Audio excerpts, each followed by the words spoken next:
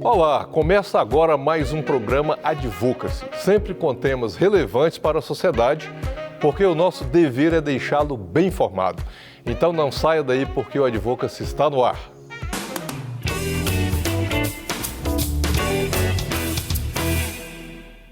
E no programa de hoje vamos falar sobre a violência financeira contra a pessoa idosa. Você sabia que o Estatuto do Idoso prevê como crime a conduta de receber ou desviar bens, dinheiro ou benefício de idosos?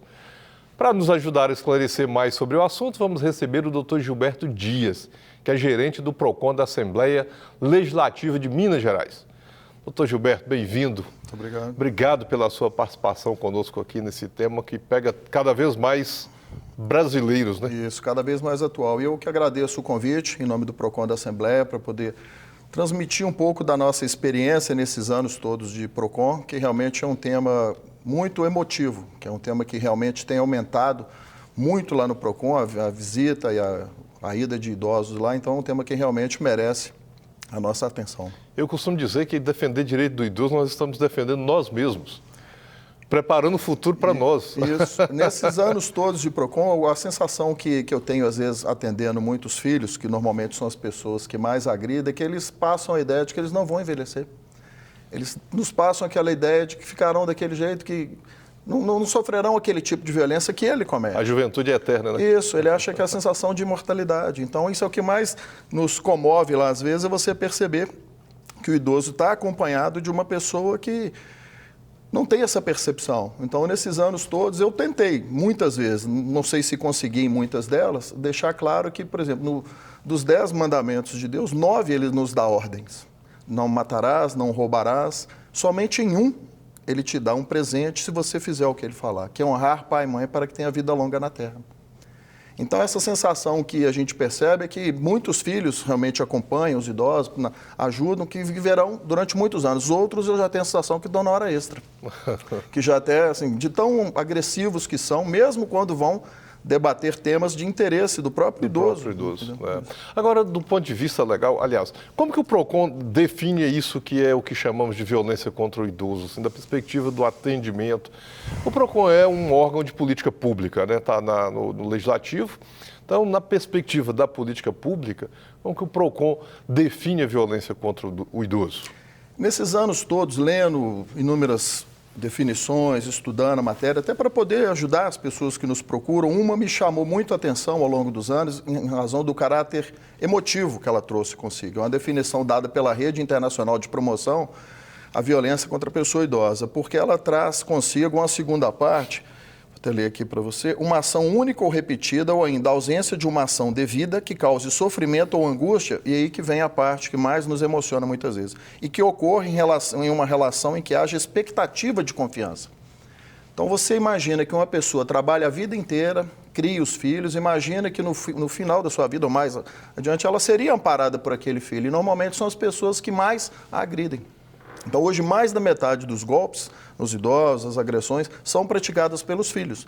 Então, esse tipo de situação, seja violência física ou emocional, realmente é uma situação que nos incomoda muito, porque mesmo que o PROCON atue, existe aquela relação familiar também, difícil muitas vezes de você intervir. Então, você fala, mas por que quando eu atendo individualmente, por que você não denunciou? Eu falo, não, mas eu estou com ele dentro de casa. Então, é uma situação muito delicada para ele, a gente sabe disso tudo. E o próprio Ministério da Mulher, da Família e dos Direitos Humanos editou uma cartilha agora em junho, muito interessante, trazendo o percentual dessa agressão, dessa violência contra a pessoa idosa no ano de 2020. E a negligência veio em primeiro lugar, com 40,28%. Em segundo lugar, veio a violência psicológica e, em terceiro, o abuso financeiro e econômico, a violência patrimonial. Em quarta, a violência física. Então, você vê que o idoso hoje ele é exposto a inúmeros tipos de violência. Mas, no primeiro momento, isso não é da atribuição do PROCON, né? Isso. Se, por exemplo, a violência física contra o idoso não é uma atribuição de um órgão de defesa de consumidor, do consumidor, né? Em qual momento que isso é uma atribuição do PROCON? Em que, por exemplo, que tipo de denúncia que chega para o PROCON, que o PROCON da violência contra o idoso, fazendo uma ligação do tema, assim, lá com... que o PROCON assume aquilo porque é papel dele? Ela passa a ser uma atribuição e uma prerrogativa nossa de atuação a partir do momento que o idoso, que hoje banca 25% dos lares brasileiros, a renda dele passa a ser a primeira ou uma das principais rendas da família, e muitas vezes ela é a única. Então, normalmente, a família ela percebe que o idoso é a única fonte de renda. Então, empréstimos em cima de empréstimos, renegociações de dívidas. Então, quando você vê, o idoso ele já não tem mais para a sua própria subsistência. Então, a partir do momento em que o idoso começa a ser alvo de assédio bancário, começa a perceber que o nome é negativado, então ele nos procura, muitas vezes acompanhado por membros da família, tentando resgatar aquele nome junto aos órgãos de proteção ao crédito para conceder novos créditos. Então, a partir daí, realmente passa. Então, atuando nessa parte da atuação, da questão financeira, nós conseguimos, pela idade, pela experiência, eu tenho 15 anos como gerente do PROCON, e a gente percebe que a coisa é muito mais grave do que aquilo que está ali na nossa frente. Então, o que nos deixa entristecido é, muitas vezes, por exemplo, quando existem várias pesquisas informando quem mais agride o idoso. É o filho. Agora, mais triste ainda do que o filho é você imaginar quem é o segundo colocado em algumas dessas pesquisas, que é o não informado. Por que isso é mais triste do que o filho? Porque a gente percebe que o idoso apanha, é agredido, é violentado, mas não denuncia quem ele ama. Então, aquilo chega a ser de engasgar em certos momentos, a gente atuar. Então, a gente faz um trabalho, às vezes, muito além do direito do consumidor. A gente faz um trabalho de assistência social, de psicologia. Quando você traz o idoso, quando eu trago para a minha sala, quando eu percebo que a coisa muita gente acompanhando, pela experiência a gente percebe que tem pressão psicológica ali por trás. Quando eu trago, muitos choram, falam que não aguentam mais aquilo. Então, quando eu falei do não informado, perdi a conta de quantas vezes a pessoa estava machucada, você pergunta o que é. Eu tropecei no tapete, escorreguei no box, desequilibrei, caí da escada. Curioso, Gilberta, porque isso é uma realidade do vulnerável, né? Isso. E às vezes a gente pensa no vulnerável só quando vem a imagem daquele que está na rua, aquele que é pobre, muito pobre, que não tem condições de sustentar a família. E não é isso. Acho que a sua fala aqui chama atenção para um tema que é recente, porque a Lei Maria da Penha fez aniversário recentemente. E assim, a mulher é vulnerável em casa, na relação com o marido, e muitas vezes ela é vítima da violência. O idoso, em geral, ele é vulnerável se comparado com qualquer outro membro da família ou vizinho, não só por causa da questão física, mas principalmente por causa da questão emocional, onde há muita chantagem, né? Então, assim, às vezes o idoso morar sozinho para ele é difícil. Quase impossível. Quase impossível. E morar com algum filho, o preço é muito alto. Isso. Por causa da exploração, do abuso e etc. Nessa esteira ainda da questão financeira, uma pergunta dentro da linha da violência financeira contra o idoso, há alguma forma de coibir esse assédio que as instituições financeiras, não só instituições financeiras ou quaisquer outros, queiram vender produtos para os idosos, por exemplo, emprestar um empréstimo consignado, às vezes venda mesmo de algum produto, algum mecanismo e lei que consiga coibir esse tipo de ação para não deixar o idoso tão vulnerável? Ao longo dos anos, quando eu cheguei ao PROCON em 2006, o primeiro enfrentamento que nós tivemos foram aqueles colchões mágicos, que curam todas as doenças do rol da ANS, de asma, reumatismo, o vendedor promete tudo.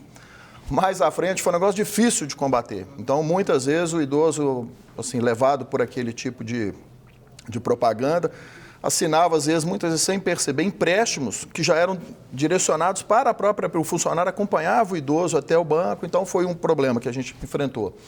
Então, eu estou fazendo esse levantamento para chegar a essa questão que você falou. Desculpa, sem falar que ele é vulnerável também sobre outro aspecto, que é o da saúde, né? Isso. Que é quando os problemas de saúde aparecem mais, aí você vende. E vende-se aquela promessa de cura, de tudo. Então, à medida que a gente recebia os idosos, a gente ia percebendo que o que a senhora tem? Lá, reumatismo, falou que era muito bom. Então, a gente brincava que eram todas as doenças do rol da ANS. Então, ao longo do tempo, a gente vai percebendo que eles vão mudando de ramo. Então, eles passaram para oferecer empréstimo consignado, ou revisão da taxa de juros, sendo que não existia nada a ser revisto. A taxa de juros praticada naquele contrato estava abaixo da média de mercado, então judicialmente não ia conseguir nada. Depois, uma recente, até tem 2 anos, a Associação de Aposentados, uma famosa aqui em Belo Horizonte, prometia revisão de aposentadorias com fortunas que eram cobradas, idosos que pagavam 8, 9, 10 mil. E chegando na sua pergunta, agora, recentemente, nós tem inclusive um Instituto de Defesa Coletiva aqui de Minas Gerais, tem 6 ações civis públicas, proibindo os bancos dessa prática que eles têm feito, de depositar na conta. Agora já caminhamos para o depósito na conta do idoso sem que ele solicite. E por coincidência, depois do seu convite na quinta, na sexta, tivemos uma senhora de manhã, lá no PROCON, com 74 anos, que nos relatou que foi feito um depósito na conta dela. Então, ali havia a conivência criminosa de um funcionário da instituição financeira, porque logo depois ela recebeu um telefonema e falou: nós depositamos R$9 mil na conta da senhora, e desses 9 mil, 8.100 foi por engano. Então, eu vou enviar um boleto para a senhora, o motoqueiro foi, ela pagou. Era um golpe. Então, agora, essa questão, por exemplo, da questão financeira. Então, existem ações civis públicas, existem decisões, mas eu costumo dizer lá para os nossos estagiários, que são estudantes de direito, que hoje a lesão no Brasil, ela não tem mais um caráter jurídico, ela tem um caráter contábil, basta você saber fazer conta. Então, se você lesou inúmeras pessoas, inclusive idosos, seu lucro no final do ano foi 10 milhões. Ele é pego, é multado, aí judicializa a multa. Quando paga uma multa de R$100 mil. Você não precisa ser especialista formado em direito, basta você saber fazer conta. 10 milhões menos 100 mil, compensou, o crime compensou. Então, é uma situação em que muitas dessas multas, 90% são judicializadas, dessas quase 85% não são pagas. Então, é uma situação que, no final das contas, a impunidade leva à reincidência às instituições financeiras. Agora, nesse caso, a aplicação da sanção administrativa por parte do PROCON, por exemplo, não elide eu ia dizer que a persecução penal, mas não elide a representação, a instauração de inquérito criminal, né, na Polícia Civil, ou se for o caso, e também o ajuizamento da ação criminal por parte do Ministério Público ou, dependendo do caso, pela própria pessoa, né? Ou seja, a medida administrativa não substitui e não impede que seja tomada outra medida judicial, que é de criminalizar. E também, eu acho que assim, esse é o limite do PROCON, né? Lembrando que não necessariamente ou exclusivamente é o PROCON, mas se alguém se sentiu lesado, também pode adotar outras medidas na via civil, né? Na área civil, para ver o seu dano reparado e, inclusive, eventualmente, um dano moral. E não apenas o dano material, né? Isso que você está falando é muito interessante, porque a gente tem percebido a evolução da jurisprudência nesse sentido. Então, há uns 4 ou 5 meses, se não me engano, eu verifiquei um dano moral a um idoso por concessão irresponsável de crédito. Ele ajuizou uma ação contra o banco e ele tinha 11 empréstimos. Então, na realidade, não há aquela análise criteriosa por parte do banco. Ele vai renegociando, é como se o idoso tivesse a dívida perpetuada. E nós continuamos aqui o nosso bate-papo com o doutor Gilberto. Ele é gerente do PROCON da Assembleia Legislativa de Minas Gerais, um lugar onde aparece muita demanda de idoso, né, Gilberto? Como a gente estava falando aqui no bloco anterior, né? Isso, com certeza. Parece que não, mas acaba chegando lá todo tipo de demanda do idoso. Isso, muitas vezes. De violência. PROCON, toda a estrutura, todo o apoio é dado por advogados. Justamente assim, que auxiliam no dia a dia o trabalho dos estagiários, dos estudantes, mas sempre com os advogados dando suporte. Mas a gente tem trabalhado até com a administração da casa da necessidade de um psicólogo lá. Porque no Espaço Cidadania, onde o PROCON está localizado, nós temos também um Cine, que é o setor de empregos, e um posto de identificação da Polícia Civil para emissão de carteira de identidade. Então, a gente costuma comentar que muitas vezes a pessoa vai ao PROCON sem dignidade nenhuma, com a sua dignidade abalada. Então, muitas vezes desempregada, devendo em excesso, muitas vezes não tendo mais para o seu próprio subsistência. Então, é muito difícil você lidar com isso no dia a dia, porque o primeiro contato, o primeiro atendimento é feito por estudantes. Então, você imagina que a atuação nossa tem que ser constante e próxima o tempo inteiro, porque um estudante, um jovem, a maioria das vezes não consegue resolver seus próprios problemas. Então, quando a gente percebe, eles mesmos são orientados a chegar num certo limite. Muitos, às vezes, se emocionam. Então, a hora que a gente entra, nós somos chamados a atender justamente por isso. Porque a pessoa começa a contar um caso, a situação que ela está vivendo, como ela chora, se perde, o estagiário também fica emocionado. Então, é um momento assim, muito delicado mesmo. Você tem que tirar a pessoa daquele convívio, porque ela já está envergonhada de falar. Mas olha só, o PROCON é um órgão administrativo, ele não é jurisdicional, né? Ele não tem essa prerrogativa de acionar judicialmente do caso individual. Isso.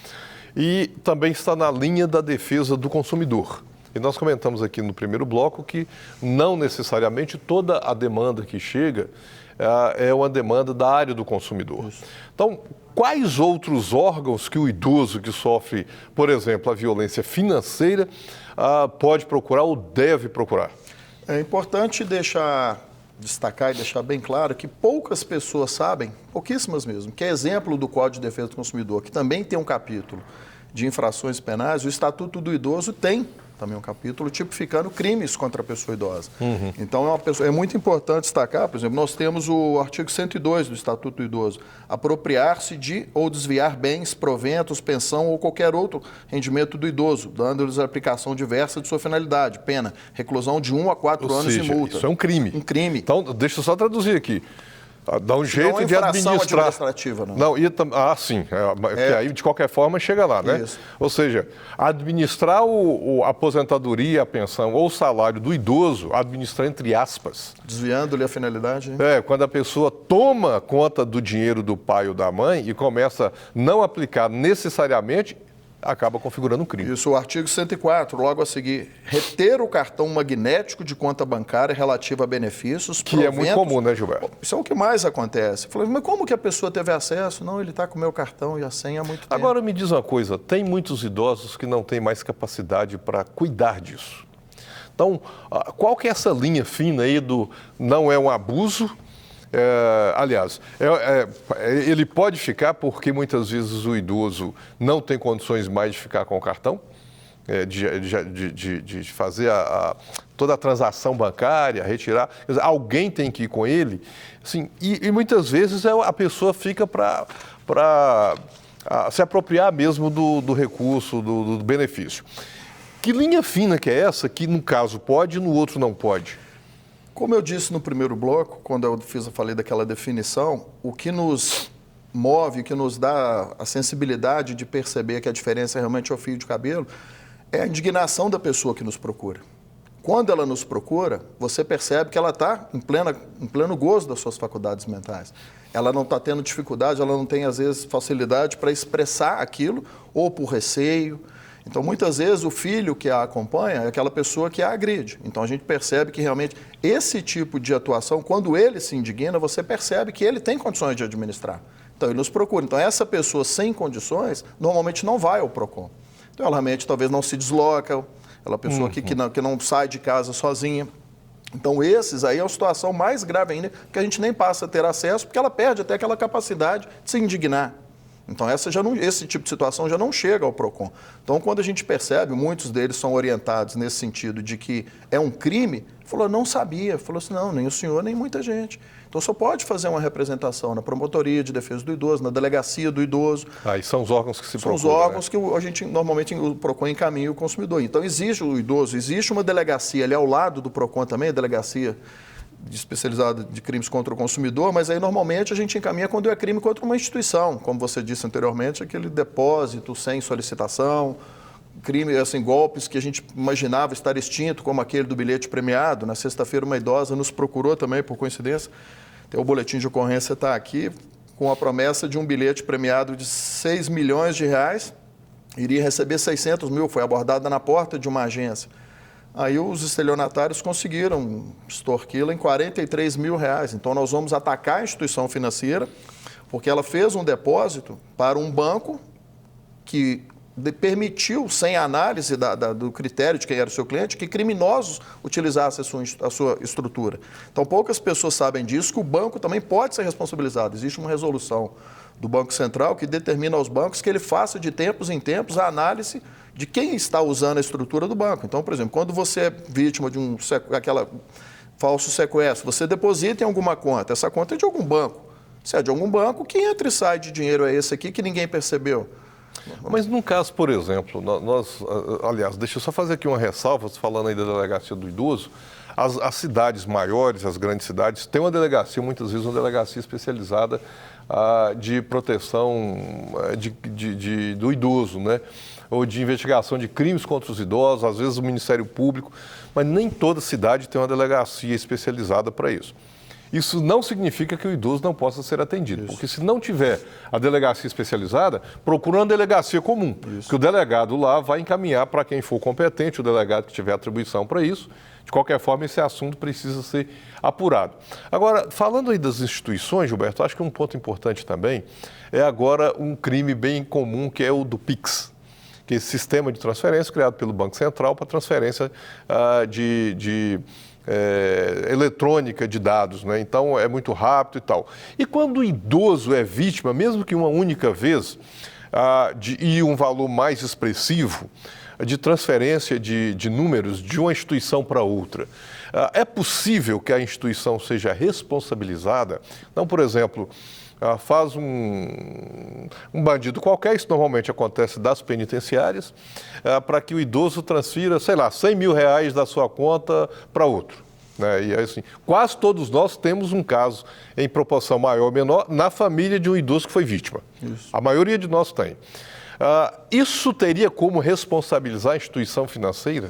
É até interessante essa fala sua, porque aguardando iniciar o programa aqui, eu estava olhando o celular e vi que agora já existe uma mais recente ainda, que é o do cartão por aproximação, que a pessoa chega a maquininha perto da pessoa, que a quase 10 centímetros ele é acionado, então já teve uma menina, uma adolescente, que falou que foi vítima. Então, esse tipo de situação, muitas vezes a pessoa chega lá achando que não tem o que ser feito. Ela chega primeiro com vergonha. Então, nós temos que quebrar aquela primeira barreira, falar que ela não é a primeira nem será a última vítima. Então, a gente deixa claro que existe sim uma possibilidade, talvez a luta seja longa, não seja uma batalha fácil, mas o PROCON já tem inúmeras jurisprudências nesse sentido, a partir do momento em que o banco permite que um idoso, ou qualquer um de nós também, faça transações atípicas em momento... Quando que você transferiu 100 mil reais na sua vida para alguém? 15 mil? Então, por exemplo, muitas vezes nos deixa intrigados se não há participação de criminosa também de funcionários, porque você vai fazer determinadas transferências de forma assim honesta, sempre tem bloqueio, cedeu o limite. Quando há um crime, passa. Então, quando você começa a perceber, fala, não, tem alguma coisa errada aí. Então, já existem várias jurisprudências no STJ no sentido de se responsabilizar, sim, a instituição financeira, porque ela não pode ficar só com o lucro. Muitas vezes, quando nós temos audiência de conciliação, o advogado fala, não, mas ele deu causa. Eu falo assim, doutor, é por isso que o banco, ele investe em mecanismos de segurança. E na relação o idoso, a pessoa, o cliente, é o mais fraco. O mais fraco, o mais vulnerável. Então, o banco, a gente até brinca muitas vezes com advogados, alguns até se excedem, então, que é um ambiente explosivo da conciliação. Falei, doutor, nós dividimos o problema em dois grupos, o do idoso e o do senhor. Esse é o do banco.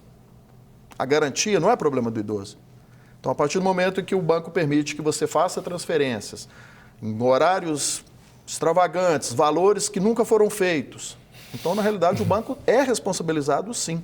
Então, existe súmula do STJ no sentido de que o banco ele é responsável por fraudes em ambientes virtuais, ele tem que adotar mecanismos. Aí a pessoa pergunta, mas qual? Eu falei, não sei, isso é problema do banco, é por isso que ele investe milhões em tecnologia. Quem tem que apresentar a segurança é ele, não o idoso. Eu estou falando aqui de 100 mil a título apenas de exemplificar, mas depende do tamanho do movimento do cliente, né? Então, se o cliente só recebe lá uma aposentadoria de 5 mil reais, por exemplo, ou uma pensão de 2 mil reais, e ele gasta ali com pequenas despesas no dia a dia para pagar uma conta e outra no supermercado, e de repente aparecem transferências maiores e até empréstimos, quer dizer, o sistema tem que chamar atenção para falar, olha, não é do perfil desse cliente fazer esse tipo de transferência. Mas é até interessante você ter comentado. Desculpa, eu estou falando isso até para saber se isso seria um caso de o idoso que se encontra nesse tipo de situação procurar o PROCON. Deve procurar, deve, com o mais rápido que ele puder. A gente percebe que as pessoas ficam meses administrando aquela vergonha de falar, foi vítima de um golpe. Então, até queria aproveitar a oportunidade para dar uma dica para os idosos, para não atender ligação telefônica em hipótese nenhuma, seja de quem quer que seja. Então, por exemplo, eu tenho um novo plano para a senhora. Não, muito obrigado. Eu tenho um dinheiro a ser depositado. Não atenda. Nós temos um amigo que brinca sempre, a gente até exemplifica isso para o idoso, que ele ligou para o pai dele e falou, seu pai, só tem 10 mil para me emprestar até amanhã? Eu falei, meu filho, até amanhã. E desligou o telefone. Então, ele não deu atenção. Ele falou assim, não deu sequência à conversa. Então, quando a pessoa te liga, ela já está mal intencionada. Se o idoso quiser mudar o seu plano de saúde, fazer um upgrade, ou uma conta de internet, ou de TV a cabo, ele mesmo liga. Então, isso é uma dica muito importante. A conversa, quando o idoso ele é envolvido com boas falas, o criminoso ele é bem de diálogo. Então é interessante, é muito interessante isso. Não dar sequência em conversa nenhuma pelo telefone. Quase 100% desses golpes são feitos hoje por telefone, principalmente porque o idoso raramente sai de casa. Então, quando você falou dessa questão de nos procurar, de transferência, de responsabilidade, a gente está comentando agora mesmo, já tivemos situações lá de filhos, esses até bem intencionados a princípio, levantarem a voz com a gente. Mas onde que o PROCON está que ele não percebe esse golpe? Eu falo, eu te devolvo a pergunta. Onde que você estava que deixou seu pai desamparado para ser uma presa fácil com um estelionatário desse? Você estava com ele em casa? Ele falou assim, não, alguém estava. Ele falou assim, ele tem quase 90 anos, ainda tem condições de movimentar uma conta bancária, mas mais importante você perguntar o que o PROCON faz, eu falei, eu te relaciono muita coisa que nós fazemos. Agora eu te pergunto, onde você estava? Então hoje a maior reclamação que a gente recebe dos idosos, junto com a denúncia de violência financeira, é o abandono dos filhos, das pessoas que ele ama, que ele raramente vê. Um é a questão do Pix, que agora está tendo sequestros rápidos e também a questão do abandono, né? E também eu queria falar da pandemia, se o problema aumentou agora na pandemia, né? Mas o Pix tem sido um problema, que nós começamos a falar no bloco anterior e recentemente nós temos visto aí, assim, assalta na rua e não pede o dinheiro ao celular, pede para passar um Pix. Eu vi recentemente numa matéria num jornal, num telejornal, e os idosos em São Paulo têm sido vítimas disso. A pessoa assalta e não pede o dinheiro, não leva o celular, só identifica que há o aplicativo do banco e ali, naquele momento, o pedido, aliás, obriga a pessoa a fazer uma transferência via Pix. Bom, nós falamos que o banco pode ser responsabilizado ou chamado a prestar informações, e eu queria deixar isso bem reforçado. Se foge um pouco do padrão daquele cliente, por exemplo, é o idoso, não tem o hábito de fazer transferência bancária, de repente começa a ter transferência bancária. O que pode sinalizar que o banco deve ser também acionado? O trato com as instituições financeiras, eu admito que ele não é muito fácil, porque as instituições financeiras constantemente alegam que não tem responsabilidade, que não há o que ser feito, só que você percebe que num momento de pandemia, como foi o ano passado, e a gente está enfrentando também, o segmento bancário teve um lucro assustador. De bilhões mais de cresceram, reais. Né? Então, na realidade, ele não pode simplesmente se alegar isenção de responsabilidade num momento como esse, por exemplo, da pandemia. Como que você vai fazer? Você vai analisar a situação do idoso vítima dessa questão do Pix. Quando você analisa, quantos Pix aquele idoso fez ao longo da vida? Nenhum. Aí de uma hora para outra aparece um no limite da conta dele, quase que tirando totalmente todo o numerário que ele tem. Então o banco tem que ter mecanismo, mas você vai me perguntar qual? Como eu te falei no bloco anterior, a gente já deixou inúmeras vezes representantes do banco. Isso não é problema do idoso. Quem tem que apresentar a solução é você. Tirar dos seus, a gente brinca às vezes com advogados, para até tentar diminuir um pouco a pressão, falou, doutor, que você contrate Steve Jobs, quem você quiser, pague 10 milhões para ele por minuto, para ele apresentar uma solução. Qual solução, eu não sei. Só que o Código de Defesa do Consumidor, ele é claro, no seu artigo 14, que o fornecedor de serviço responde independentemente da existência de culpa. Então, para isso, como que ele vai fazer? Eu não sei, isso é um mecanismo que você vai ter que desenvolver. O idoso, ele espera uma segurança. A partir do momento, o banco faz tanta propaganda de que é uma instituição segura, o banco, aquilo atrai o cliente. Falou, isso é um banco seguro. Um banco bom de eu ser um cliente. No momento que ele mais precisa, não tem o que ser feito. Não, tem o que ser feito sim.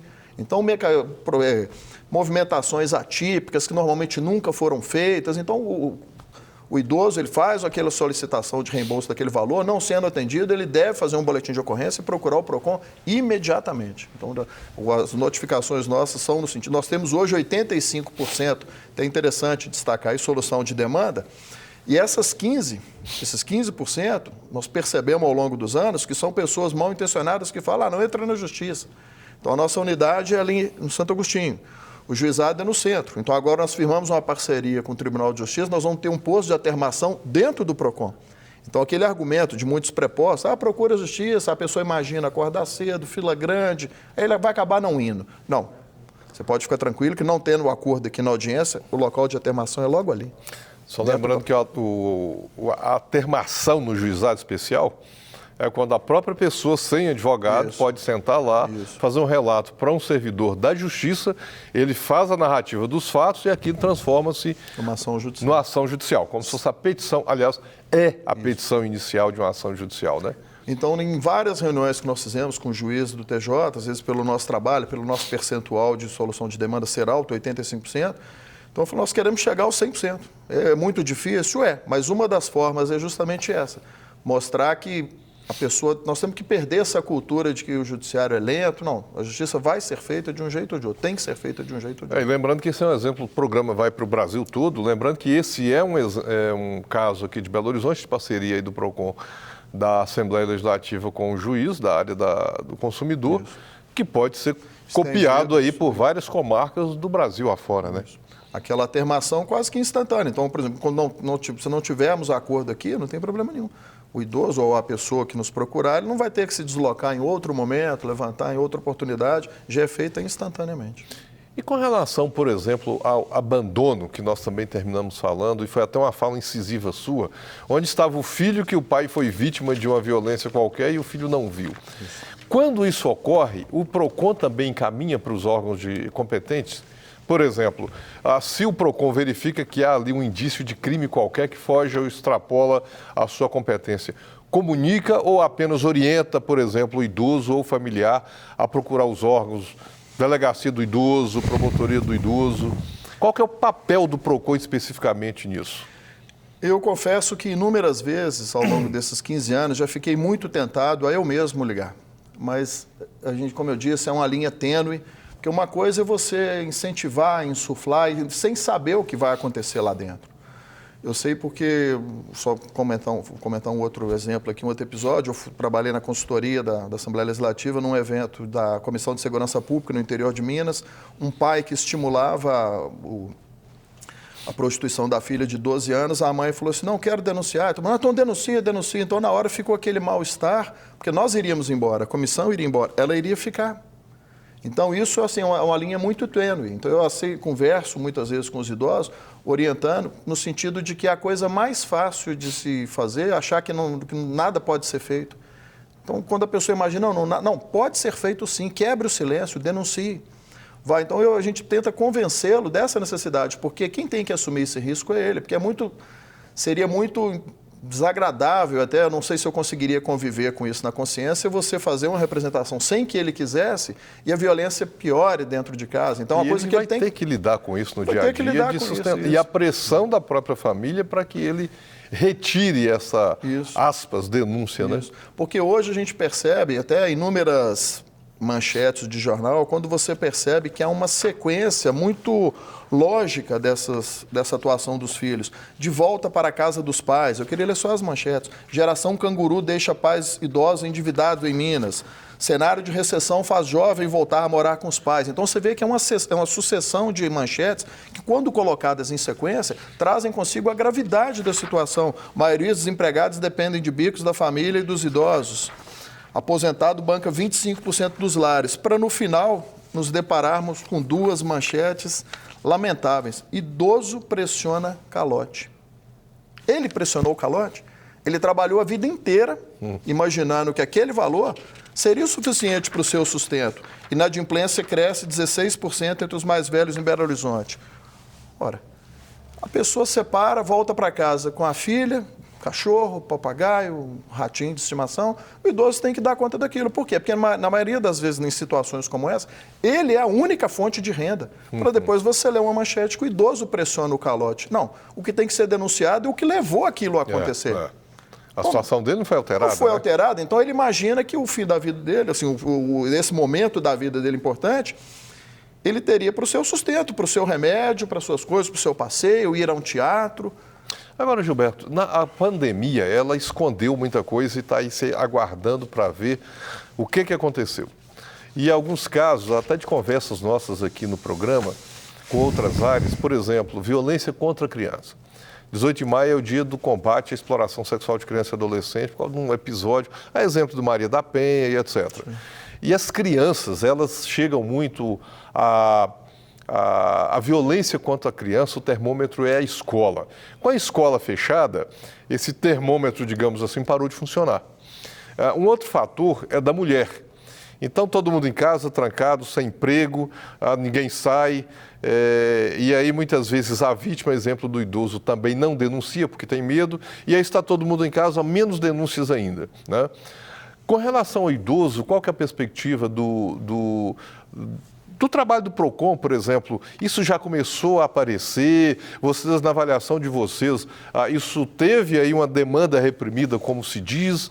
Ou está normal? Assim, não houve uma alteração desse cenário durante a pandemia no que tange a violência contra o idoso, sobretudo financeira? O momento que a humanidade atravessa é crítico, né, em relação a isso. Você vê que aumentou a violência em todos os níveis, com todos os segmentos, essas escondidas dentro de casa. Então, o que nós percebemos, até com alegria, é que com essa vacinação bastante avançada, a maioria dos idosos já tomaram a segunda dose, então a gente percebe no dia a dia o retorno desses idosos ao PROCON. Então nós percebemos que durante um tempo, a partir de janeiro, nós começamos a abrir de uma forma mais reduzida, uma quantidade menor de guichês, com atendimento, e você não via a presença de idosos. E de 2 meses para cá, tem aumentado. Então passei a receber, conversar com idosos, eu sempre desço, converso, dou uma monitorada no ambiente, quem são as pessoas, porque, como eu te disse mais cedo, estudantes de direito, eles têm um limite de atuação até emocional, porque se sentem, como que pode cair num golpe desse? Eu falo, não, meu filho, você chega lá, você vai ter essa idade. Sua vez chega, né? Sua vez chega, fica tranquila, mas como é que pode ser desse jeito? Aí você percebe que ele já não tem maturidade para dar sequência. Sim, é. Então o idoso procura o apoio. Quando ele percebe que ele está sendo atendido por um estudante, ele não faz isso por mal. Não tem experiência, confunde conhecimento com informação. Então tem muita informação, mas conhecimento nenhum. Não, tem a questão também da maturidade emocional do jovem. Ele não sabe, ele não vê que aquilo não é meramente uma questão óbvia para o idoso. É emocional, isso, né? Eu percebo lá no PROCON, nesses 15 anos, já deve ter passado pela minha gerência uns 800 estagiários, mais ou menos. Esse trabalho, eles saem completamente diferente. Eles percebem, eu não sabia que isso existia, eu não sabia que existia isso. Na minha cidade não tem isso. Teve um idoso que chegou lá uma vez, uma estagiária fazendo ânsia de vômito. Eu falei assim, mas o que aconteceu, cara? Eu disse, não, o idoso está com um cheiro muito ruim. Eu falei assim, mas na sua cidade não tem ninguém assim? Não, lá todo mundo é limpinho, aquela coisa toda. No final, ela fez uma carta para mim, emocionante. Ela falou assim, aqui no PROCON eu aprendi a ser gente. Eu era um bicho. Eu nunca tinha visto sofrimento na minha vida.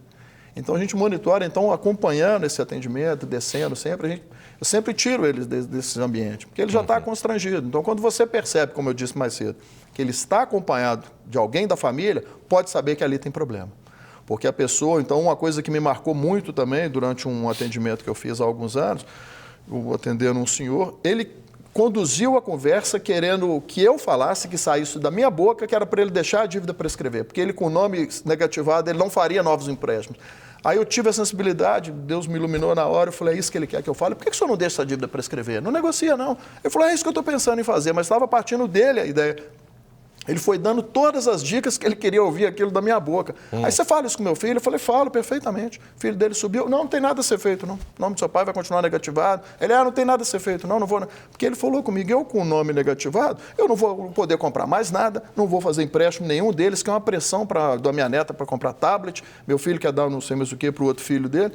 Então, na realidade, ele conduziu aquilo, me marcou muito. Porque normalmente você imagina... Era a forma de se proteger. Isso. Você imagina um idoso, uma pessoa de uma geração em que o nome é tudo. Nós vivemos, as pessoas, você conversa com as pessoas mais velhas, dão valor a nome, dão valor... E ele não fez questão nenhuma disso. Por quê? Porque ele percebeu que esse seria o menor dos problemas dele. Ele falou, não consigo comprar meus remédios, eu estou comprando remédio genérico. Eu nunca mais esqueci dessa fala dele. Eu comprava remédio bom, agora estou comprando genérico. A melhor forma de se proteger era deixar o nome negativado, né? Isso, ele falou assim, então ele conduziu a conversa para isso e isso me marcou. Assim, foi muito marcante, porque eu imaginei que eu nunca esperaria ouvir isso de um idoso. Gilberto, é muito tema para a gente falar, né? Sobre o idoso, a violência, etc. Mas foi muito nos resta voltar aqui e convidar todo mundo para esse programa, que tem uma importância muito grande. Quero agradecer aqui a sua participação, porque nosso tempo aqui passa rapidinho. Quando o tema está bom e a conversa também esclarecedora.